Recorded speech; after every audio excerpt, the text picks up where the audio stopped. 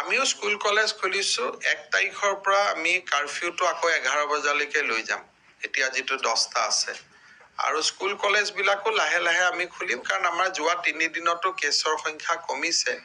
আৰু মানুহে অমিক্ৰন ভেৰাইটিটোৰ লগত মানুহে এটা নিজে যাক কয় যে এটা নিউ নৰ্মেল ধৰণৰ এটা লাইনত গৈছে সেইকাৰণে আমি অমিক্ৰনৰ যিহেতু ডেথ ফিগাৰ নাই মানে বহুত মিনিমাম হস্পিটালাইজেশনো মিনিমাম গতিকে আমি কাৰফিউটো যি আগত 10টা আছিল 11টাৰ পৰা আমি 10টা কৰিছো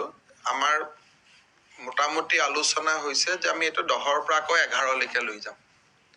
আৰু স্কুল কলেজো আমি লাহে লাহে খুলি গৈ থাকিম যত বেছি কোভিড হয় লোকেল কন্টেইনমেন্ট জোন কৰিব 7 দিন পিছত খুলি দিব আমাৰ গুটে ব্যৱস্থাটো হৈছে যাতে মানুহৰ জীৱন আৰু জীৱিকাৰ ওপৰত আঘাত নহয় আৰু হস্পিটালাইজেশন খুব কম 12% ৰ তলত আছে সেইকাৰণে এই ভেৰিয়েন্টটো লৈ পেলাই আমি বহুত মানুহক ৰেস্ট্ৰিকশন দিব খোজা নাই যাতে মানুহৰ কষ্ট নহয় আৰু যদি কিবা নতুন ভেৰিয়েন্ট আহে ডেল্টা ধৰণৰ তেতিয়া বেলেগ কথা কিন্তু অমিক্ৰনৰ ক্ষেত্ৰত মোৰ মতেদি 7 দিন হোম কোৱাৰেন্টাইনত থাকিলে হৈ যায় খালি যদি কাৰবাৰ ডায়াবেটিস আছে স্ট্ৰোক ব্লাড প্ৰেছাৰ কিডনিৰ প্ৰবলেম আছে তেওঁলোক হস্পিটালত আহিব লাগে কাৰণে অমিক্ৰনটো লৈ আমি